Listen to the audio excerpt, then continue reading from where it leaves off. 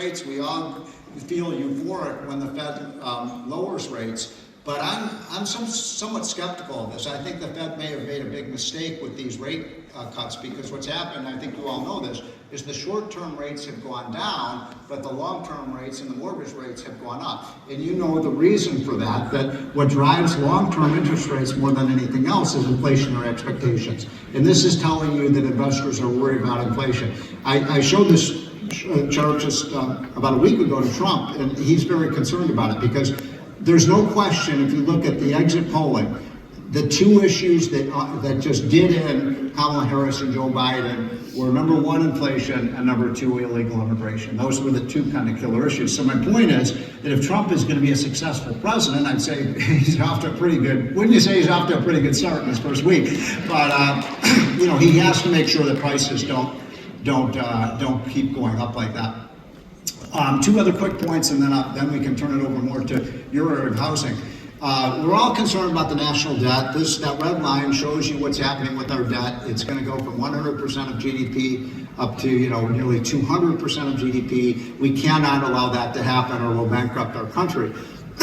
That's a standard chart that you see all the time, that's in the newspapers and so on. But one of the things that's interesting about that forecast is it's based on 1.7% growth. And the historical average for our country is more closer to 3.1, 3.2% growth. So one of the points that we like to look at is, what if we make it a national policy, You may remember that Scott Bessent, who's the new Treasury Secretary, has talked about, you've heard about this 3-3-3 plan. He wants to get us to 3% growth. And that's achievable, no question about it, especially move into artificial intelligence, robotics. Those are going to cause huge productivity improvements. So my point is, if you get the 3% growth, look what happens to the debt chart.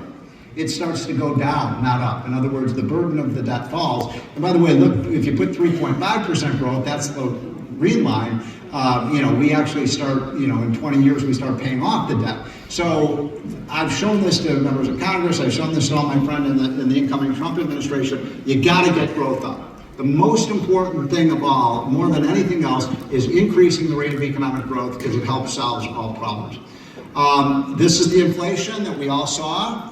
You can see this again. Virtually every consumer item rose much faster under Biden than it did under Trump. And most Americans think when you look at the essentials of things have to buy, groceries, gasoline, their mortgage payments, and so on. Those were, the official rate of inflation over the 4 years was 21%, but if you look at essentials, it was closer to 25 and 30%. And so and by the way, I keep hearing this talk about how Trump's policies are going to cause inflation.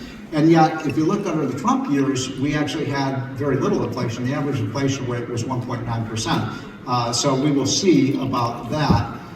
This shows you, this is the difference between what happened with prices under Trump and under Biden. And so that is sort of my quick overview on the economy. I'm pretty bullish right now. I think one thing about Trump, he's not an ideological conservative. I mean, in my lifetime, I've had the opportunity to work for Reagan and Trump, and I helped they put that on my tombstone. But Reagan was an ideological conservative. Trump is not ideologically conservative. He's just a businessman. He's just a common sense guy. I think he will be pro-business, and I think you're going to see, the real potential. And by the way, he understands one of the quick things. He's only really got 2 to 2.5 years to do everything. Why do you think he's sprinting out of the gate like this? Because the clock is ticking. 2 years from now, we're going to be talking about who the next president is going to be. So he realizes he has to get this stuff out the door, whether it's his energy policy, his trade policy, his tax policy, all these things. I think you're going to see potentially one of the most productive, years in terms of policy that we've seen in a long, long time. So I'll stop there. Thank you for that, Steve. And speaking of tax policy, we're glad you're here to give us your perspective as someone who helped lay the foundation for the 2017 Tax Cuts and Jobs Act.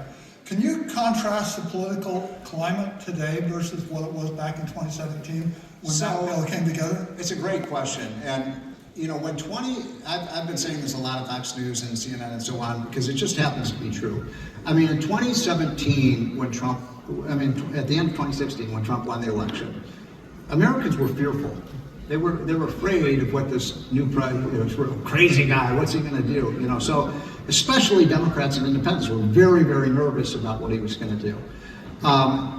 There's a totally different feel now from what it was 8 years ago. Now, Americans are hopeful, they're confident, they're optimistic. And that, you know this being an economist yourself, part of the economy, just if you feel good about the way things are going, you're going to invest more, you're going to buy more housing and things like that. And look, by the way, I'm not here to sell you on Donald Trump. I know everybody in this room I know there are a lot of Democrats and Republicans, independents in the room. I'm just trying to tell you, I'm not trying to sell you on Trump, I'm just trying to tell you kind of the reality of the situation. So I do think that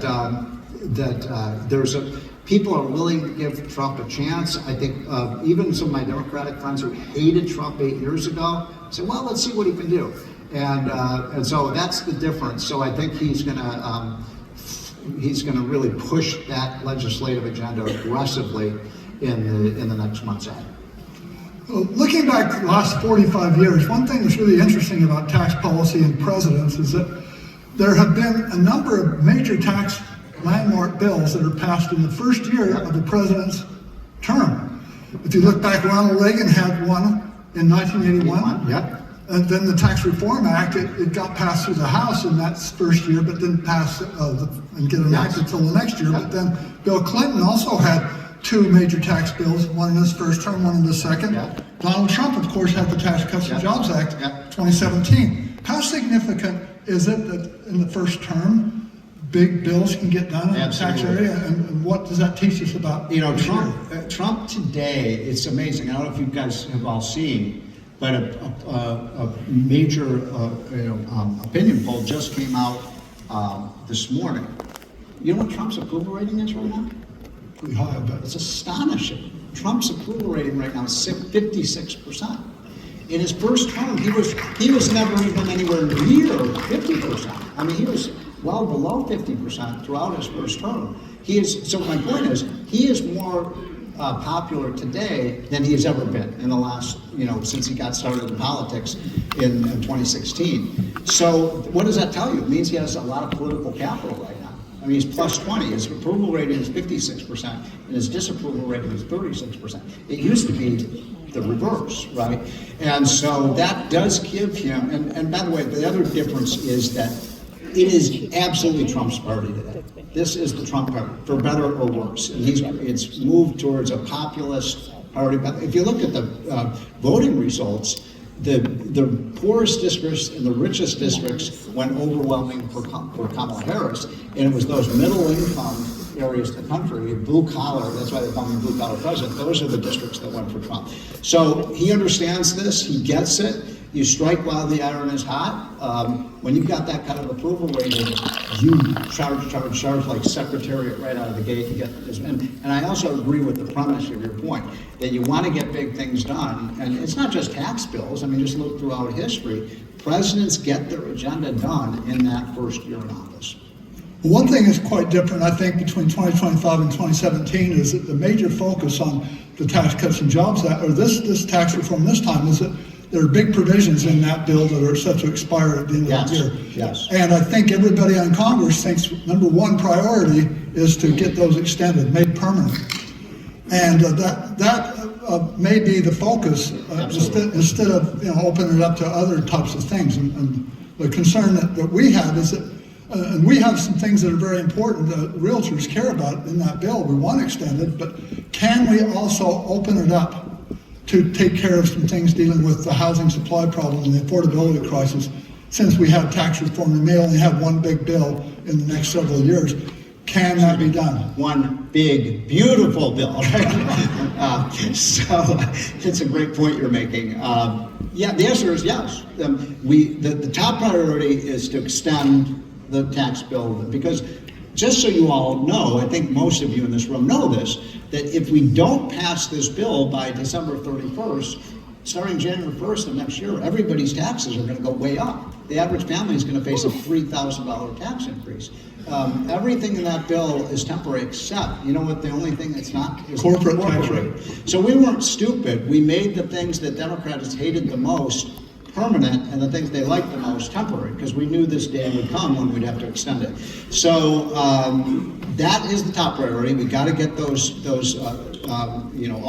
entire tax bill extended. And then, yes, there will be other additions to the bill. There will be, Trump's talking about a 15% corporate business tax rate. You build something, you all heard him, you build something in the United States, you pay 15% on your profits. If it comes in from someone else, we haven't even talked about the other T word, which is tariffs. But, so tariffs are going to offset some of the cost of making this tax bill extended. I think I'm very confident we are going to do no tax on cash tips. So, that was a really popular idea that Trump came up with. We all know he heard that from a waitress and he ran with it. I think it's the reason he won Nevada, which is a service state. We'll see about some of the others, like no tax on Social Security benefits, no tax on overtime, and then some of these other, like which ones do you think? You were talking about other things that you'd like to see. Well, we'd love to see some incentives for more supply to be built. The More Homes on the Market Act that we were talking about in the panel to lower that capital gains or increase exclusion so that more people would be willing to sell their homes.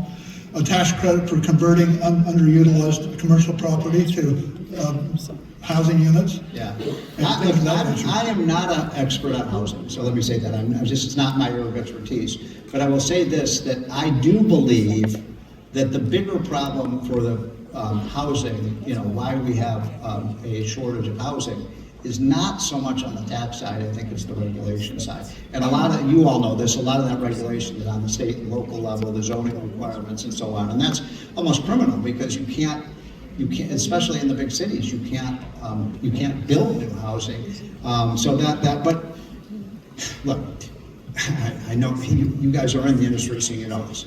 The two things that drive housing are interest rates and affordability, right? So I do think if we can get inflation back down as we did in the first term, then interest rates will start to come down, or at least they're not going to increase. And affordability, look, in the first term, we increased the average income after inflation of a family by $6,000. So what did that do? That increased the affordability of housing. By the way, under Biden, the average family lost $2,000 relative to inflation.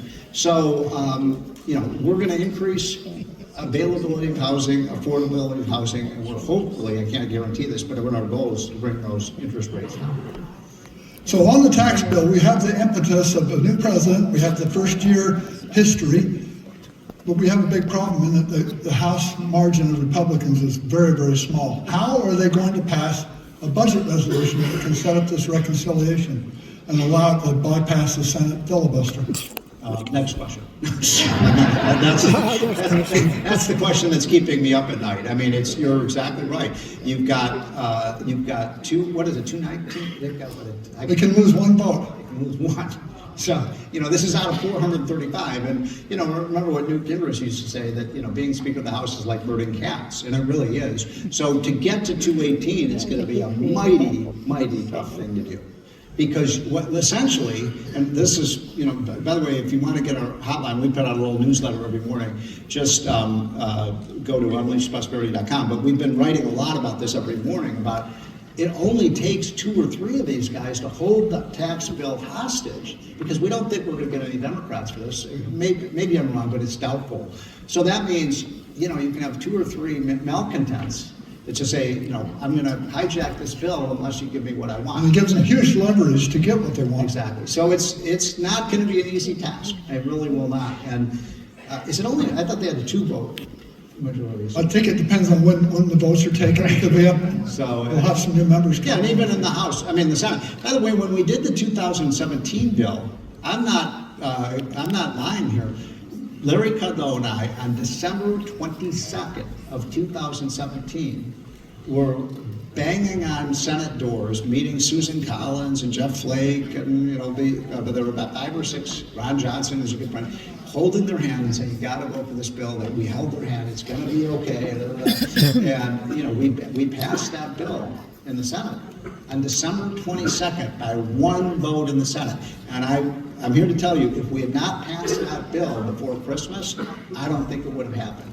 So I don't want to live through that again. Our goal, just so you know, we want to get this bill done by Memorial Day, first 150 days. Now, whether it's going to be one big, beautiful bill or 3 bills or what it's going to be, I don't care. It just has to get done, the earlier the better. I think it'll send a very, very strong signal to the housing market, to the investment market, and so on, that we've got this done. We've pocketed this tax cut, and then we can argue about other things. Hopefully, but we'll see. One last question, we're running out of time, but it's estimated to cost about $4.5 trillion just to extend those expiring tax cuts, plus any add-ons we get.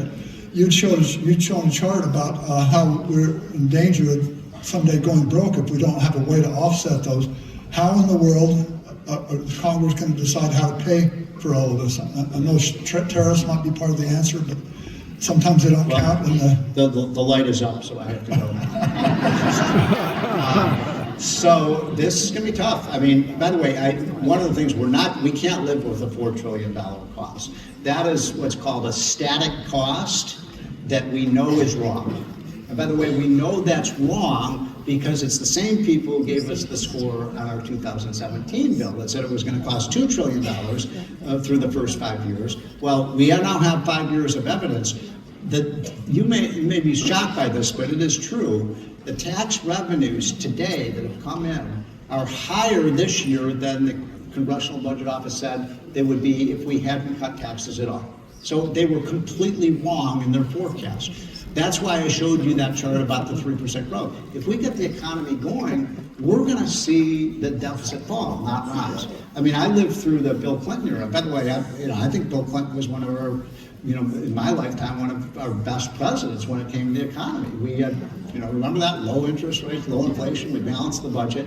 And the way we did that was we got control of the spending. And with the economy, remember the stock market economy grew like crazy. And when the economy grows, you just spit out revenues. So our philosophy is let's get the economy moving faster. We're going to get the revenues we need. So we don't think. And by the way, Crapo, Senator Crapo from Idaho, right? He wants to basically say we're going to use the current policy baseline. So the current policy is that these tax cuts are in effect. We're going to assume that they're going to be extended, and that changes that $4 trillion by a lot. Look, this is going to be a fun 4 years. I'll tell you one just on the way out. I have gotten to know Donald Trump very well. He is a fun guy to be around. He is, he can kind of act wild, crazy sometimes. But I just tell you one kind of fun story on the way out, because I had dinner with him about 2 years ago at Mar-a-Lago, and we were all just sitting around having a good time. And it was out on this little patio at the Mar-a-Lago golf course, and everybody's in a good mood. And this guy sitting next to me, one of the governors, was just drinking some wine while we were having dinner. And Trump turned to the governor and said, "Hey, Governor, do you know I don't drink?" By the way, how many of you knew that Trump does it? I had been around him, it never occurred to me, I'd never seen him with a drink. So he says, "Governor, did you know I don't drink?" And the governor's kind of embarrassed because he's drinking. And he said, "Oh yes, Mr. Trump, I've heard that about you." And Trump goes, "Can you imagine me if I drank?" Good luck. We're going to make housing great again in America. Thanks for staying here. Here's going to be a long ride.